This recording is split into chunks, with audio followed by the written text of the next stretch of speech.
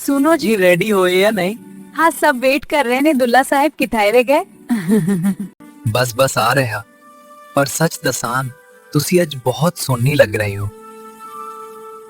ओहो, अज तारीफ याद आ गई। शादी विच लेट हो गए तो मेरी गलती ने होगी। ਲੇਟ ਇਸ ਲਈ ਹੋਇਆ ਕਿਉਂਕਿ ਅੱਜ ਮੇਰੀ ਦੁल्हा ਮੇਰੇ ਨਾਲ ਜਾ ਰਹੀ ਹੈ। ਨਜ਼ਰਾਂ ਨਹੀਂ ਹਟ ਰਹੀਆਂ। हाय अल्लाह, बस बस अब गाड़ी चलाओ, वरना फोटोग्राफर सिर्फ मेरी ही पिक्स बनाएगा। ਕੋਈ ਮਸਲਾ ਨਹੀਂ।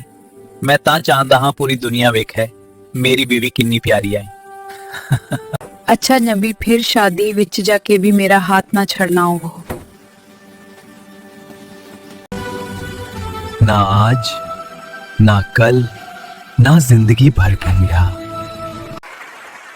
बस फिर चलो शादी शुरू करें। क्या आपको ये निकाह कबूल है? कबूल है, कबूल है, कबूल है।